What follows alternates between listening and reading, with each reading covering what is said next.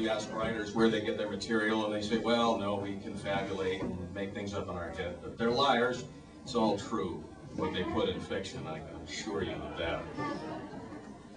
This next piece is called Heart of Darkness Revisited. I actually have two pieces here that I'm dedicated to my wonderful students from HSU. I think there's a few out there.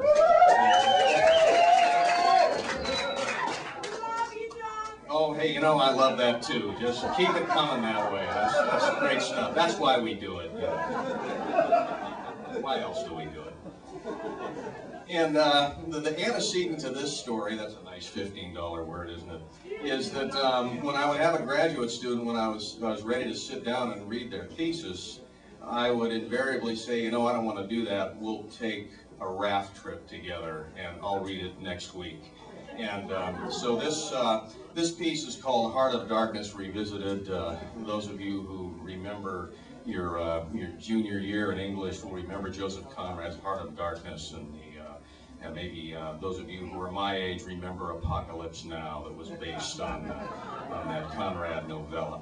Okay, so here we go. Heart of Darkness Revisited.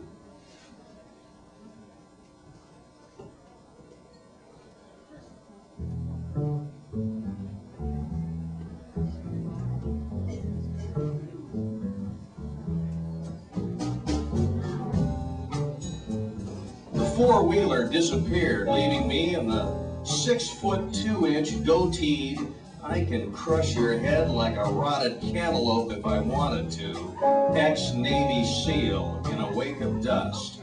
We had a two-man raft, a pump, a case of Guinness Stout, a pack of backwoods cigars, and a bottle of Cook's American Champagne.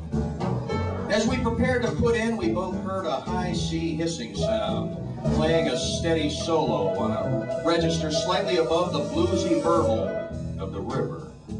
We splashed water along the surfaces of the raft, nothing. Then we found the leak, the valve. Our patch kick wasn't going to work here.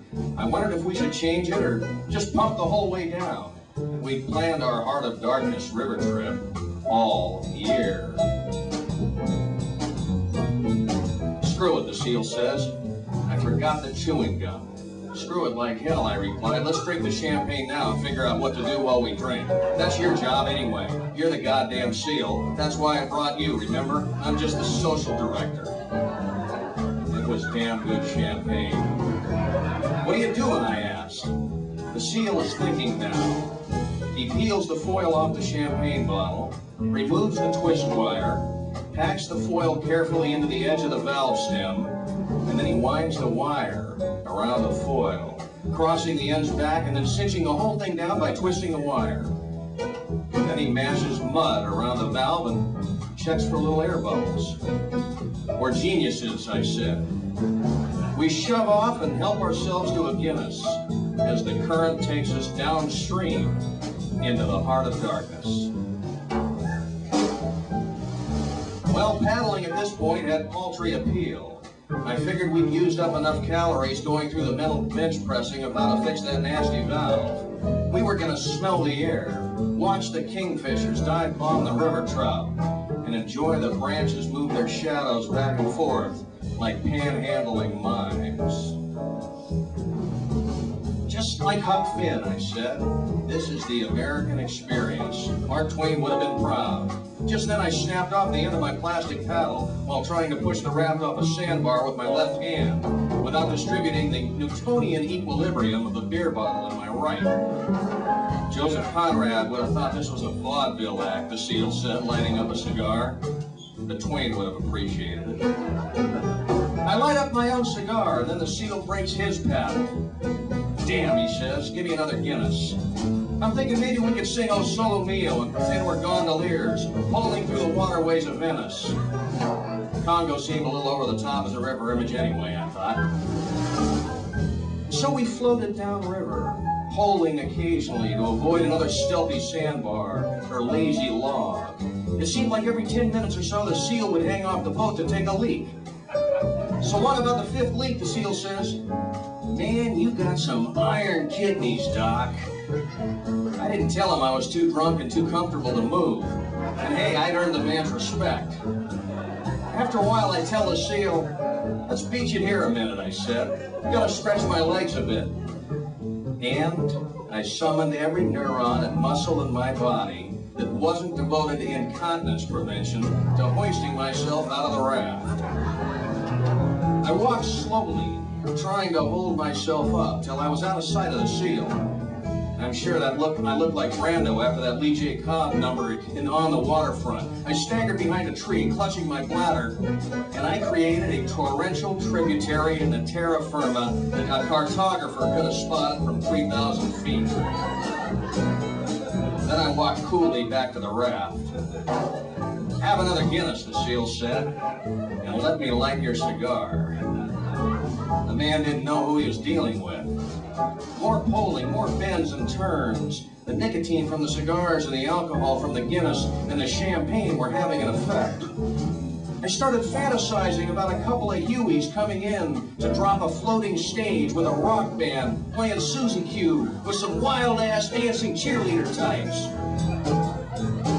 No sooner than I'd finished this surreal image from my subconscious than a couple of fishermen appeared up ahead. They seemed to notice us, gathered their gear, and walked down the bank, and disappeared. Damn, I thought. And now the surreal sounds of backwoods banjo players sent shivers through my body. And old Susie Q disappeared to a different part of my brain. This was more than I could take. But the dueling banjos and Bosch nightmares faded. We drifted along for hours without seeing another soul, save for an old dog lying by the bank who disdained to lift his head. Only his eyes followed as we rounded another bend in the river. About sundown, we realized that the outer layer of the raft had lost its air, and the middle layer was losing air too. We were almost even with the water level. The pump we brought along had floated away a long time ago. But none of it mattered now. The sunset was splendorous as we drifted during dusk to our destiny. Then the seal turns around and says, "Hey, Doc, I gotta ask you, you're a smart guy. What's your take on hallucinogens?" What a great question, I thought. And I pondered its significance as we lay back contentedly. The raft, even with the water level now, with a case of empty Guinness bottles, a crushed wrapper of backwoods cigars, and an empty bottle of cooked champagne at our feet. The sun went down over the horizon, and we drifted down the mad river into the heart of immeasurable darkness.